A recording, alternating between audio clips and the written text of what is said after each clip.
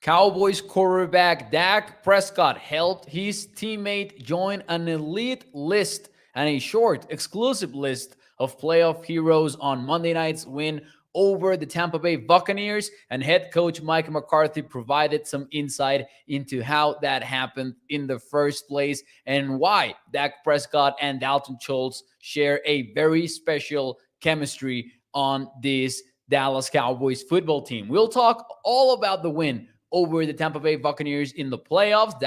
Ladies and gentlemen, the Dallas Cowboys are on to the divisional round, and we are ready to break it down here on A to Z Sports Dallas Primetime. So do me a favor before we get started officially. Hit the like button, share the stream. If you're new here, consider subscribing. And as always, shout out to all of you who are already in the chat. We've got Asmodeus, we've got Toxic Tom, we've got Holly over at YouTube. Now that more of us are here, though, let's get ready to start the show officially. 1, 2, and 3.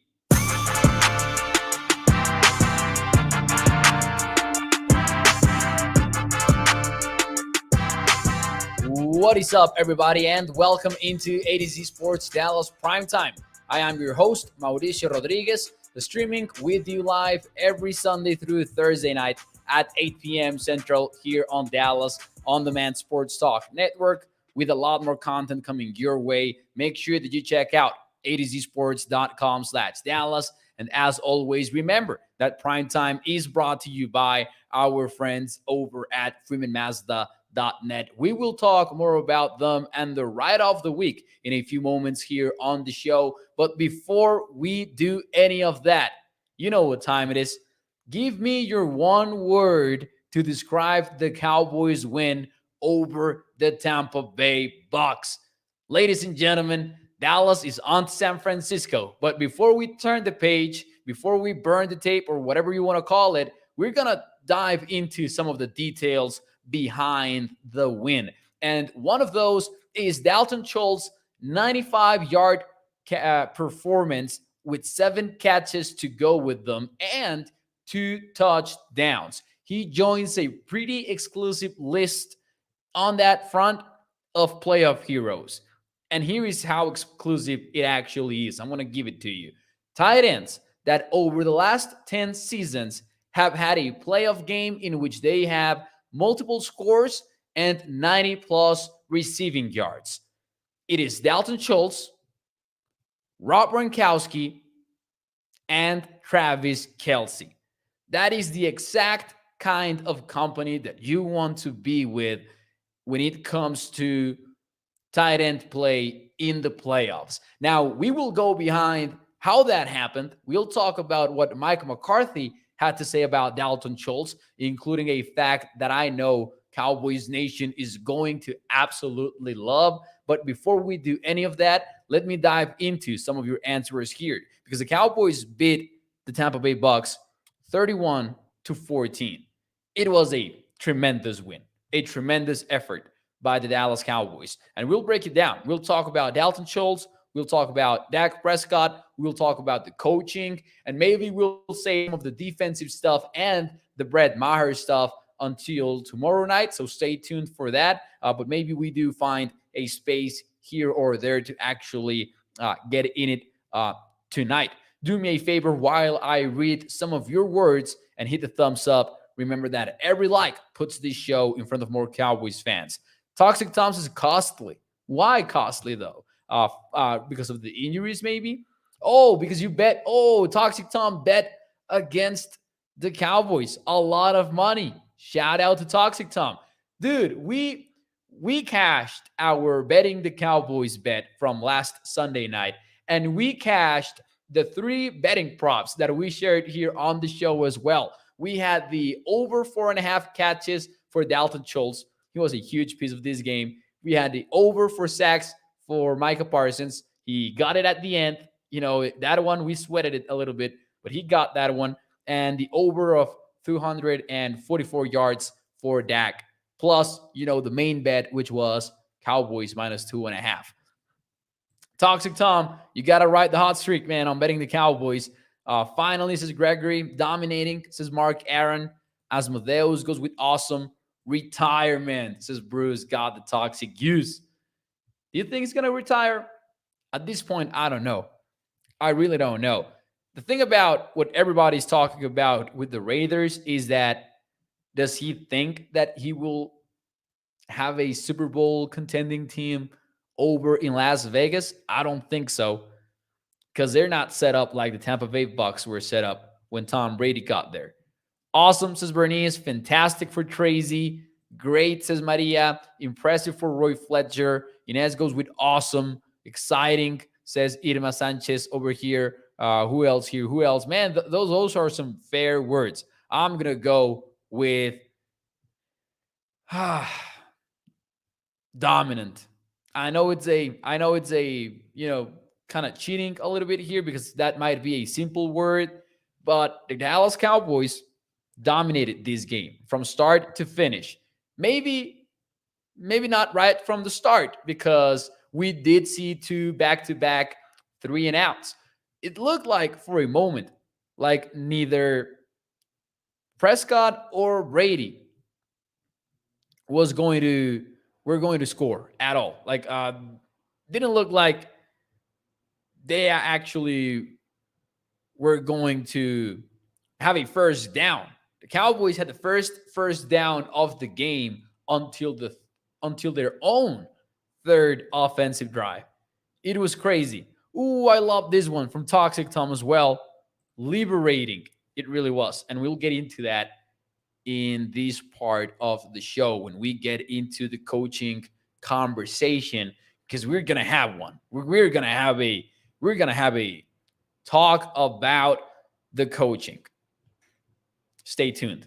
In the meantime, though, let's start with Dalton Schultz, because we all talked about how the Bucs were going to focus their efforts on CeeDee Lamb, how maybe the Cowboys' number 1 wide receiver was scheduled for a performance similar to the one that he had in week 1 against this very team, and the Cowboys needed somebody to step up on offense. Well, Dak Prescott obviously did from the quarterback position, one of his best games ever, but Dalton Schultz was a huge part of that. He had 95 receiving yards, 2 touchdowns. As I said earlier on the show, he joins a very exclusive list of 3 tight ends over the last 10 playoff seasons in which they had a game with over 90 receiving yards and multiple touchdowns. How does that happen? And I loved Mike McCarthy's quote on this, because I think it was a very special one.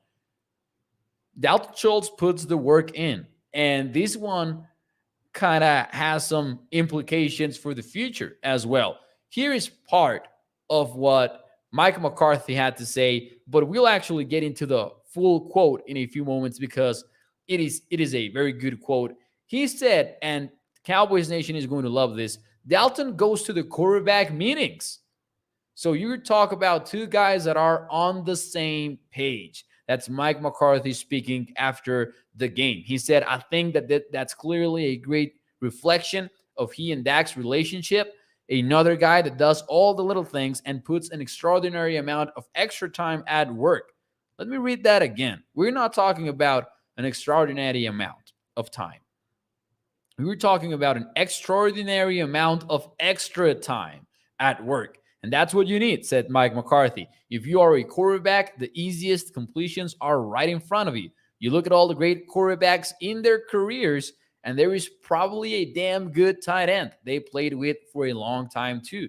But I think you're seeing that connection grow. A lot to take away from that quote alone. First and foremost, Dalton Schultz going to the quarterback meetings is absolutely awesome. That is from number 86. Now, number 2, the fact that McCarthy is praising Dalton Schultz so much that he's saying most good quarterbacks have had a good tight end maybe opens the door for more conversations about Dalton Schultz sticking around beyond the 2022-2023 season.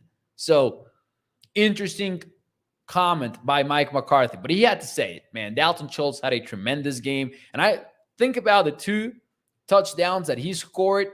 And you got to give a lot of props to Dak Prescott because they happened on two sides of the coin. The first touchdown, which was actually the opening touchdown of the game, was Dak Prescott playing textbook football. Gets a snap, scans the left side of the field, tying the safety, the single high safety, into the left side, inviting him to come over to the left side before turning around and finding a wide open Dalton Schultz on the seams for the first core of the game. That is textbook football. That is manipulating the coverage with your eyes from the pocket. Great stuff by Dak. But then you look at the second touchdown, and it's a different one. This one is more chaotic. The word that I would actually use is Mahomes-esque. And I absolutely hate to be the guy to tell you that, if that was Patrick Mahomes or if that was Josh Allen, people would have absolutely lost it after that play in which Dak Prescott flushes himself out of the pocket, goes towards the left side, and then jumps in the air, seemingly suspends himself for 1 full second in the air, and fires a shot to Dalton Schultz towards the inside of the field, towards the end zone, and finds Dalton Schultz. That's a great chemistry, of course. Dalton Schultz is, of course, working his way back to Dak, which I love. You saw the two sides of the coin by Dak Prescott on those two touchdowns from to Dalton Schultz, excuse me. Great stuff by the QB, great stuff by Dalton, and absolutely huge that the Cowboys unlocked that kind of aspect of their passing offense at the right time in the playoffs. Everyone's going to be thinking about CeeDee Lamb, but this was the latest reminder that, hey, the Cowboys actually have a very good and very reliable pass catcher. He just doesn't happen to be a wide receiver. He's talking about, we're talking about a tight end, because this is actually the third multi-touchdown game by Dalton Schultz since the start of the 2022 season. He had 2 in the regular season, and then he had this one in the playoffs. And although I know that the stats are not as productive as they were last year, we have to at least acknowledge that Dalton Schultz was banged up for a while over the middle of the season, more or less. Mark Aaron says, I like Dak when he runs. Reminded me of rookie Dak Prescott. You know what he reminded me of? And I tweeted this immediately after it happened. That touchdown run in which Dak Prescott, does the fakes the entire Bucs defense, and then runs the bootleg into the end zone untouched. Who did you think about? I don't know if somebody already talked about. I don't know if Jesse or Sky talked about it in the post-game show. Maybe they talked about it over in the morning today. But my immediate thought was Peyton Manning in 2013 destroying DeMarcus Ware with that same play. Fun fact, he also ran it in 1995 with the Tennessee Vols. Peyton Manning did. But that was the exact same play. Some pre-snap motion from the left side to the right side. Dak runs the fake, and then he walks untouched into the end zone. I'm going to be honest with you, I was absolutely losing my mind when that happened. Because I was like, oh, that's a 2013 Peyton Manning play. And it was Dak, and that I want more Dak Prescott runs near the end zone. The Cowboys had 4 red zone trips, and they scored 4 touchdowns. Holy. I know that we have a lot of complaints about Kellen Moore, but we saw a lot of the good stuff from Kellen on Monday night, because we did see some early down runs, some, your usual early down conservative approach by Kellen Moore that we are we have been complaining about for a while. But you also saw a lot of the creative stuff, a lot of the heavy personnel stuff, which I absolutely love as well out of this season from Kellen. The 13 personnel, the sixth offensive lineman, and creative plays out of those looks. By the way, I was super nervous when the Cowboys announced that they were going to use a different offensive line. I was nervous as heck, but worked out before the Jason Peters injury and after the Jason Peters injury. We have not heard much details on that front, by the way. This Tuesday, Mike McCarthy said that Jason Peters might take a little bit more time over, Jaron Kears, for example, but didn't really get into the specifics. So we'll have to wait on that front, and hopefully Jason Peters is able to play next Sunday. The same for Jaron Kears. Hopefully that is not an issue going into game day, because the Cowboys showed some pretty cool adjustments on offense. But we'll get into that later on the show. Before we move on, though, from the Dak Prescott conversation, how would you grade Dak Prescott? Let me know in the chat, what is your grade for quarterback Dak Prescott? Because mine is pretty high, and I will tell you the part that I like the most about Prescott's play right after I talk to you about our friends over at freemanmazda.net, because the ride of the week is the 2023 Mazda CX-5 2.5S turbo all-wheel drive. This one starts at $38,350. It's got a sunroof. It's got all-wheel drive, a Wi-Fi hotspot, which is an absolute game changer, hands-free liftgate, a lane departure warning, and miles per gallon capacity of 22 when you are in the city. That goes up to 27 when you are in the highway. Ladies and gentlemen, make sure that you check out the 2023 Mazda CX-5 2.5S Turbo all-wheel drive over at their website. You can check out all of the features. You can check out the pricing options. You can check out the pictures inside and outside of the vehicle. And as always, remember that Freeman Mazda is a family-owned business for over 65 years. And when you choose Freeman Mazda, you're choosing a lifelong partnership with your car dealer. So there you go. Check it out over at freemanmazda.net. Grades for Dak Prescott. Let me know. A for Rafael.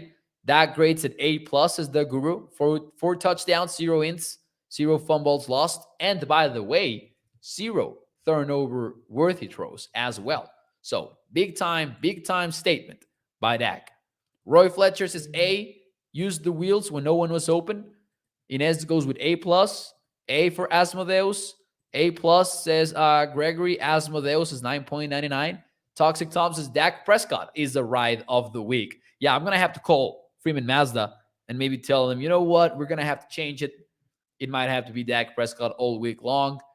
He put up Madden numbers, says Toxic Tom. That's an A, no curve. I like it. A+, 999 says AJ Jones. 10 for Gregory. B+ for Holly. All right, Holly. All right. Bugs do not have a Nick Bosa. The Niners do, says the guru. And we'll get into that for sure. So, yeah, man. My grade is also A+. I don't know what else I could ask from Dak in this scenario. But here is the part that I like the most about Dak's performance over in Tampa Bay. We talked about it during the week. We had Evan Winter join the show, a Bucks expert, and he also talked about it. We said Todd Bowles is going to blitz Dak Prescott. That's just what Todd Bowles do. It isn't even something that, it wasn't even specific to Mr. Dak. It was just what Mr. Bowles does. He blitzes people. For the last few years, the Buccaneers have been number 1 in the NFL in blitz rate. This time, they have significantly decreased how much they blitz quarterbacks, and they're still top 5 in the NFL. So I was expecting the Tampa Bay Bucks to blitz Dak. And when they did, the Cowboys were ready for it. But wouldn't you know it, Todd Bowles actually came into this game and he said, we might not blitz Dak. They maybe looked at the tape, they maybe looked at the numbers, and they figured out what, for some weird reason, many defensive coordinators in the NFL haven't figured out, which is you don't blitz Dak because he is an absolute blitz assassin. The problem is Dak still lit them up when he was not blitz. And here are the splits, actually. When Dak Prescott saw 5+ rushers, he went 6 for 8, 78 yards. When he was not blitzed, 19 for 25, 227 yards, 9.1 yards per attempt on average. And his 4 touchdowns came against non-blitzing defenses. Dak was tearing up the zones from the Tampa Bay Bucs. There's this underrated play, for example, in which T.Y. Hilton moved the chains on 3rd down. Dak just finds T.Y. Hilton sitting in zone when they're running some kind of underneath routes. It was a mesh concept, actually. And Dak finds T.Y. in there. Dak manipulated the safeties for those big gainers with Dalton Schultz. Then there's a one in which they're playing this sort of 3 receivers to one side look in which they scheme open CeeDee Lamb. That also happened against 4-man rush. The Cowboys offense destroyed the Tampa Bay Bucs even when they didn't blitz. And I love the fact that Todd Bowles did things very differently than he usually does because he has that respect for Prescott because, man, he has earned it. But for some reason, Dak has been consistently blitzed over his career, even though he has consistently beaten the blitz. That was one of my favorite parts from last night's game. I got to tell you that. Flawless victory, says Toxic Tom. I mean, I can think of some flaws. Shout out to Brett. We'll talk about it. Stubby says, we need Dak to be great again. The 0 turnovers was so huge. And at the same time, we have to get to Brock Purdy and force interceptions. I'm going to tell you something, and we will break this down in detail over the next few days here on the show. But, oh, man, tomorrow is Wednesday. We need to turn the page really quickly, don't we? Oh, boy. We might get into, tomorrow we might get into a situation in which we need to throw some closing thoughts on the Tampa Bay Bucs game on Wednesday, like on the first half of the show, and maybe towards the end we can start previewing some stuff. What I was going to say, though, is there's this thing that Brock Purdy does, and he did it like countless times against Seattle, and I was actually just like laughing watching it out. Respect to Brock Purdy. Let me start off there. He's done a very good job for the 49ers, of course.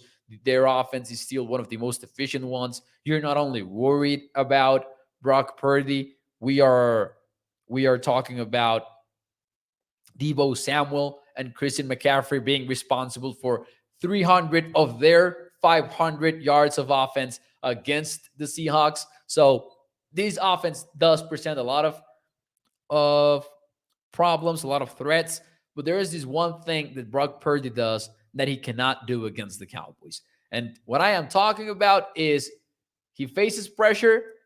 The guy will turn his back on the defense, and he will try to escape going around his left tackle. He's not going to be able to do that against Dallas because the guys that Dallas will be sending his way are freaking fast. So the moment that he turns his back to them, they're going to get him. And that's something that I am looking forward to watching next Sunday. Katharina says, should we be worrying about the 49ers? Here is the correct way to answer that question. Yes, absolutely. The 49ers are a damn good team. However, if this was A to Z Sports San Francisco, and somebody asked me, Hey, Mo, should we be worrying about the Cowboys? Then here's the correct way to answer that. Yes, because the Cowboys are a damn good team. This is going to be a tight game. This is going to be a tight one. It is going to be fun. It is going to be worthy of the divisional round. And both teams will be ready. The Cowboys do have a chance. If that is the question, though, they definitely do. I cannot wait. Like, I am already super hyped for that game. But we'll get into it in more detail tomorrow. Don't let anybody tell you that the Cowboys cannot win this, that they don't stand a chance, because they do. They really do. I don't know if you guys saw my Super Bowl challenge bracket over on Twitter before the postseason started. My Super Bowl prediction was actually, and I mean this in the most objective way possible, but my Super Bowl prediction was Cowboys Chiefs squaring off against each other in Arizona, with the Chiefs winning the Super Bowl. But I had the Cowboys on a Super Bowl trip, and I feel good about that first game in the wild card round. It's going to be a good one. Anyways, we'll get into the 49ers tomorrow night for sure. But before we do, I want to have a conversation with you before we get into the one cool thing. Because you see, last week, I told you I don't want to talk about what the job status is for Mike McCarthy on Tuesday because, I didn't want to have one of those shows that follow a playoff loss. So I didn't want to talk about Mike McCarthy's job security on Tuesday night. I told you that on Sunday. I didn't want to talk about where does a playoff loss leave Dak Prescott in the conversation of the Dallas Cowboys. I didn't want to talk about any of that. However, as I sat down after that unbelievable game against the Tampa Bay Bucks, and I typed some words into my keyboard for adcsports.com/Dallas, and you can read those thoughts on the website.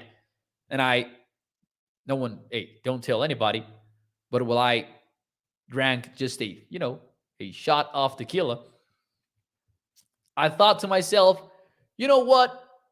We actually should have that same conversation after the win. Why shouldn't we talk about how this playoff game positively impact Mike McCarthy? And how does it impact positively Dak Prescott? Because, man, I love what the coaching staff did on this game. Let's start first things first. They showed up. They went into Tampa on the road, and you can talk to me all about the 8-9 record that the Tampa Bay Bucks had before the game. This was the same game that we all were talking about, how it was going to be tough, even though the Cowboys were favorites, how the Buccaneers were getting hot at the right time, how it was Tom Brady on the other side, how the Cowboys are their own worst enemy, and how they stumble upon themselves, they shoot themselves in the foot. They didn't do any of that in the playoffs. At least in this first playoff game is what I mean. They were consistent. They didn't make a lot of mistakes. I don't think that we saw coaching mistakes either. Kellen Moore's play calling was on point for most of the game. And the Cowboys walked into this game with two big problems to solve. And we're talking about the same problems that we have talked about for weeks now. Trouble up front on offense. And Dallas came into this one and they said, we don't care. We're going to make some changes. And we're going to have Jason Peters at left tackle and Tyler Smith at left guard. Jason Peters, went down injured, unfortunately. But while they had to execute that plan, or while they could execute that plan, it worked perfectly. And then on the defensive side of the ball, they walked into Tampa Bay Stadium without having a true answer at opposite cornerback. At least that's what we thought. But they did. They kicked Daron Bland outside. They had Jaron Kears play in the slot. We saw a lot of Israel Mukuamu, primetime guest, by the way. Israel Mukuamu, shout out to him. And he had played a fantastic game. So the same coaching staff that we thought, or not that we thought, but that we feared could lose the game, actually did all of the contrary. They showed up, they creatively solved problems, and your quarterback bounced back from one of his worst career performances and had one of his best career performances. So let's have that conversation and let's conclude that Mike McCarthy, one, is safe, two, is probably the coach that you want leading this team, and any sort of talk about Sean Payton being just magically better and taking the Cowboys just one game forward, it's kind of wishful thinking and not really based on any analysis, in my opinion. I think we can admit that. And I think that we can also admit that we can put those Dak Prescott cannot win in the playoffs conversations to bed. And I'm going to, double down on this. I'm going to say, I think this is the case whether they win or lose on Sunday against the San Francisco 49ers. Because the 49ers are a very good team. I would even say they have a better roster than the Cowboys do. That don't matter too much. That doesn't matter too much because, champions and NFL teams that make conference championship games are not necessarily the best rosters. The Cowboys have a quarterback. The Cowboys have a very good coaching staff. They have a game record in Micah Parsons, who is a whole other conversation that maybe we didn't have in depth tonight. But hey, what a game from Micah. Bruce says, I'm pretty sure that Big Mike's job is safe. I agree. Gotta love it. Now, Mo, can they do it consistently? Says Toxic Tom. That's what we will find out. But in the meantime, I cannot take anything away from them in that Tampa Bay game. And I'm going to tell you something. I think that they can do it consistently. I think about the biggest games throughout this regular season. They delivered in every single one of them. Like, think about it. Think about the really big games. Bengals showdown without Dak Prescott. They showed up.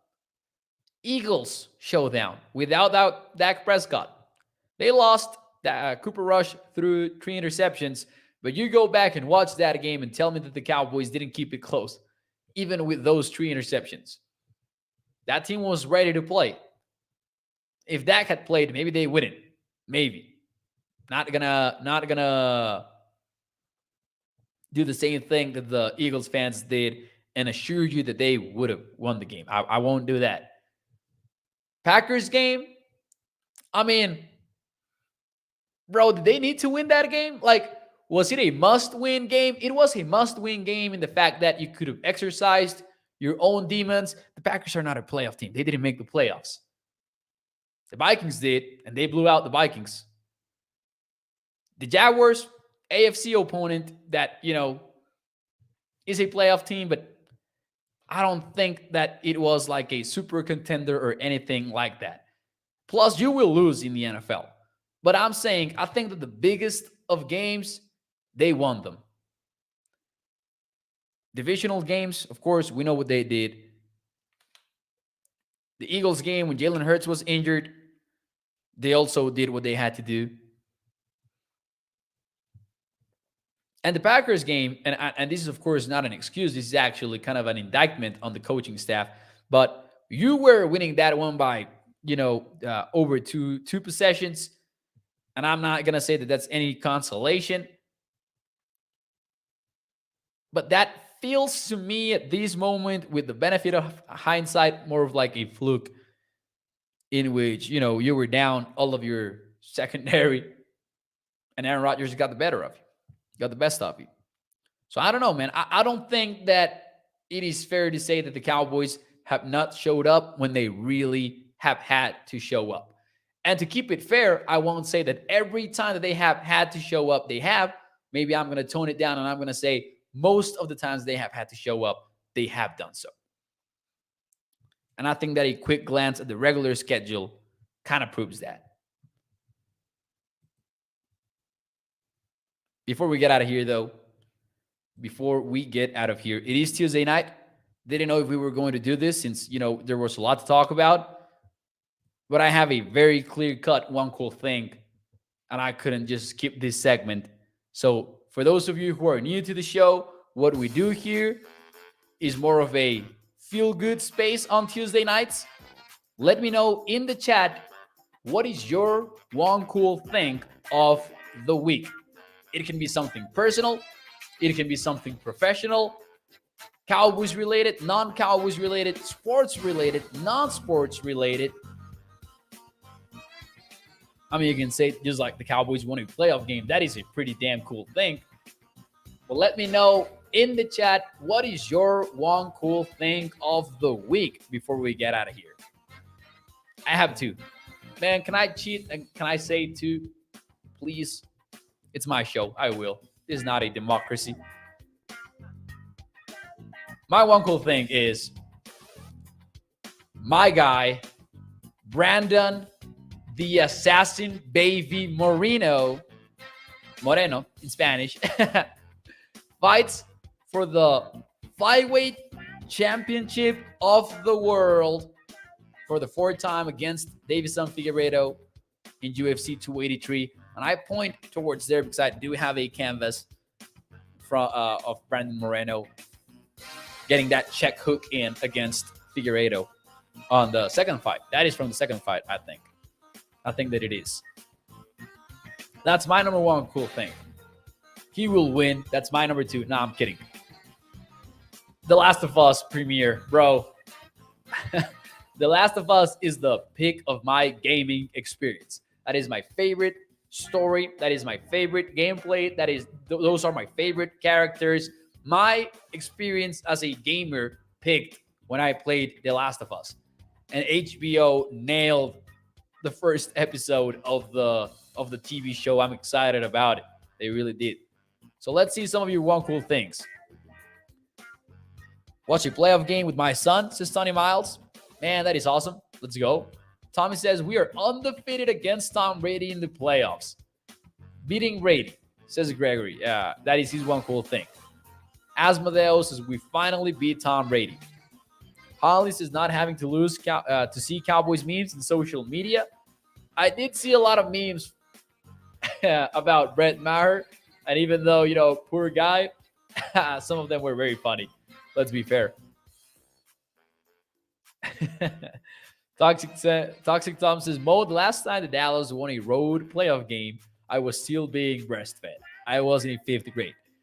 And listen, that's kind of a sneaky stat because it sounds bad, but also they've had home playoff wins.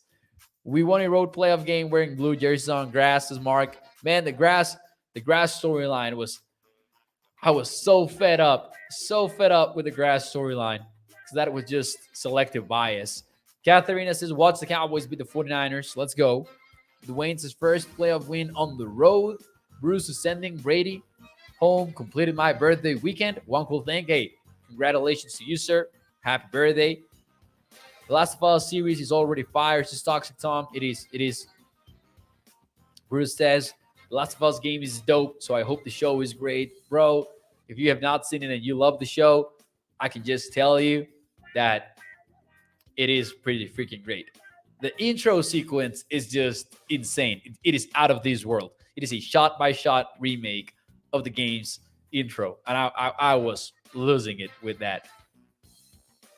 I know, Toxic Tom. I know. All right. El Pipiri Pau. Shout out to you, sir. Thank you for becoming a YouTube member of ADC Sports Dallas. Appreciate your support as always. Anyways, ladies and gentlemen, that will be it for me tonight here on ADZ Sports Dallas Prime Time. I will see you tomorrow, though. Same time.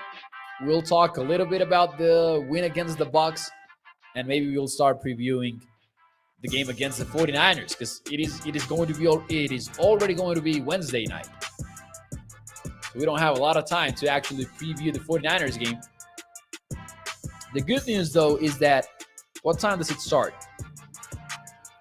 Oh, no, I don't think that we will see each other on Sunday night, actually. I think that we'll figure it out. We'll figure it out. Don't worry. Don't worry about that. Okay, ladies and gentlemen, hit the like button. Share the stream if you're watching on Facebook, YouTube, or Twitter. Let your friends know about Primetime. Remember that it is brought to you by our friends over at Freeman Mazda Ride of the Week.